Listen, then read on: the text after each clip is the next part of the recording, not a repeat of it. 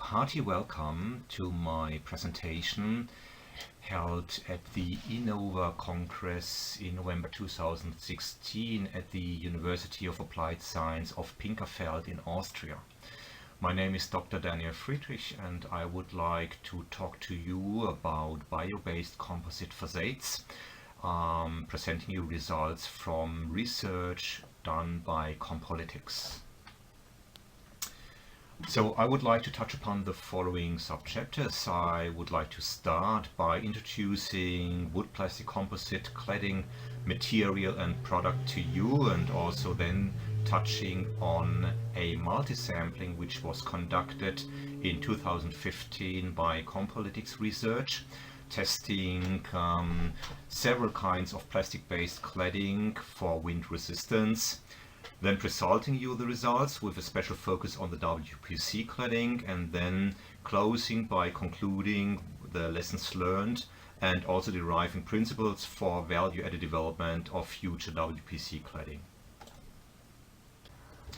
So what are wood plastic composite about? They consist of a petrochemical plastics matrix, mostly made from polypropylene, polyethylene and polyvinyl chloride, in which wood fibers are added, or even wood dust, and then we need some additives for enhancing the bond between the hydrophilic wood fibers and the hydrophobic polymers, but also creating further material properties like UV resistance. And then in the end we could make some extruded hollow profiles from this compound, serving as decking material or cladding.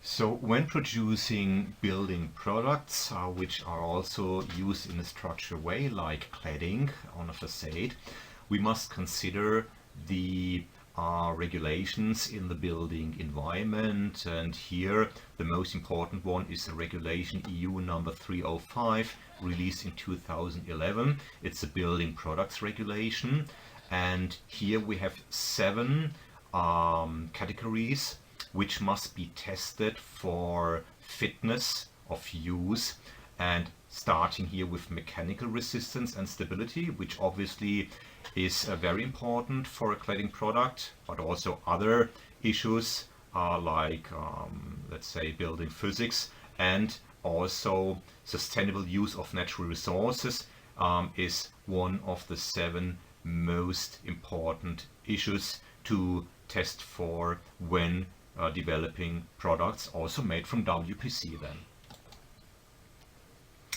And taking this or keeping this in mind, we wonder then within our Compolytics research, what is the structural fitness of today's WPC products to be used in facade cladding products, and we tested them for their wind resistance, and we were taking 3 different plastics based materials or products, 2 in the range of WPC. You can see here the type 1 consisted of 60% wood fibers with 40% polypropylene plastics matrix. The type 2 had even more wood fibers here and therefore less polymer matrix share, and we were testing it also against a pure plastics based profile. As you can see here, it's a PVC profile containing 0% wood fibers but 100% plastics, as said, polyvinyl chloride. The typical thing is that these cladding, they have a tongue and groove shape, they have several wall thicknesses, and the smallest wall thickness is given with the pure PVC profile because it cannot be produced with that thick thicknesses.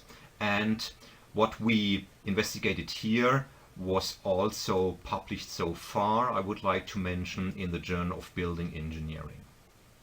We were preparing these single profiles by producing facade sections 1 meters by 1 meter 50 roundabout, and then also mounting them on a substructure and preparing them with long holes in order to illustrate and mirror a realistic installation procedure where we need long holes due to thermal expansion of the cladding profiles.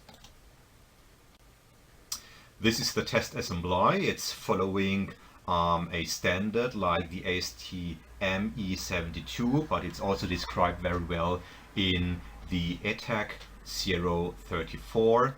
And as you can see here, we have the panels, and in the rear between the panel backside and the substructure there was a foil bag placed, and this foil bag was filled with air under higher pressure, and the pressure was increased, and we could measure then the pressure in terms of kilonewtons per square meter.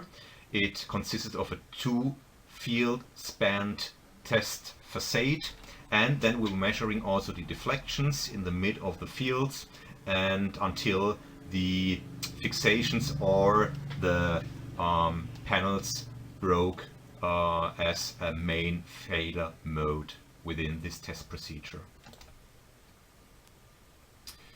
These are the results we gained from this test assembly. You can see here the 2-field span test assembly was created once with 500 mm field span against a 600 mm field span.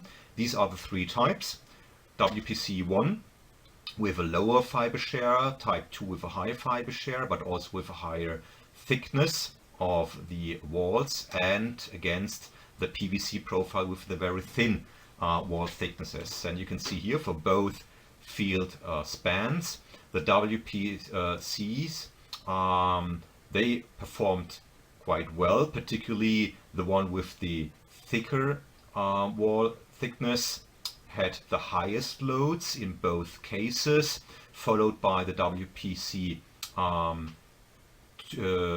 1 element here performed least, and somewhere in between was the PVC profile made from pure plastics, and the thinnest wall thickness was here also slightly better than the WPC1 test profile. What we can also see from here is that with a wider field span, the loads go down. Particularly can be seen from the PVC profile and from the WPC1 type. For a same failure load, here we have a higher deflection, which is quite typical when we increase the field span. Or we could turn it in other words, the higher is the field span for more economical conducting of the works and costs less time and material, but it is against a high wind load, so we must reduce the applicable wind loads down to lower values. Here you can see a summary of the test results, and very important, what we observed is that in each case the most decisive failure mode was not a bending rupture but an edge cracking of the fixations, which obviously is a typical failure mode of WPC cladding, and this is somehow against the typical assumptions that bending strength should be the most important quality criterion for these WPC cladding products, but for practical purposes it's not bending a rupture but edge cracking. And the applicable wind loads, they range from about 5 to 12 kilonewtons per square meter and 3.8 to 12 in terms of a wider span, so a little bit less for the type 1. And the PVC performed not bad, as we can see. It's even better than the WPC1 type with 7.6 to 6.4 kilonewtons per square meter. The results obviously also depend somehow from the wall thicknesses, but we cannot say that thinner the wall thickness, the lowest are the value, because the PVC profile performed even better than WPC1 type, obviously. Now the next questions we tried to answer with our Compolytics research was how can we use this information and to combine it with other basics concerning the durability, restricting the service life of WPC cladding in practice. And we did other studies, and we now report from results from a literature research which we also published in the Journal of Construction Building Materials, as you can see here. And from a broad literature research we gathered information for WPC compounds and their weakening in terms of frost impacts, in terms of fungal decay, and in terms of artificial weathering, so treating with UV light and water spraying. So with the results from the latter study, where obviously weakening occurs also from these weathering phenomena, we then transferred these information and linked them with current design issues in structural engineering and structural design of facades, and trying to integrate these aspects into an aging coefficient for WPC, which should consider fungal decay, weathering impacts from UV radiation and humidity, and thermal hygrich impacts from humidity and frost thaw impacts. And there is a main formula describing how a characteristic test result can be transferred to a design state by multiplying it with this aging coefficient and dividing it by a safety factor, which mostly is a value between 1.5 and 2.5 for cladding products.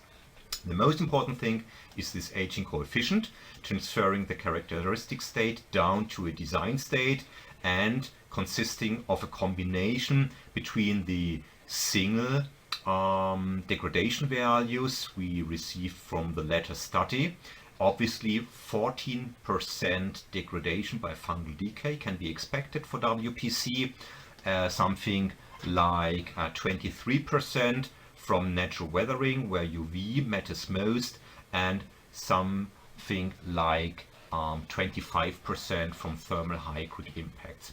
By multiplying these values with each other, we end down by 0.50, and this could be an applicable aging coefficient for WPC to be used in outdoor application here in cladding. So the lessons learned is that current WPCs, they are already a basic technology and are somewhere on the way to future green composites. Calculations from WPC facades are current. This is a summary of the journal papers we referred to in this presentation. With this last slide, I would like to close my presentation. I thank you for listening, and I would refer to Compolytics, where you can find further interesting research papers and information about WPC to be used in cladding. Thank you very much.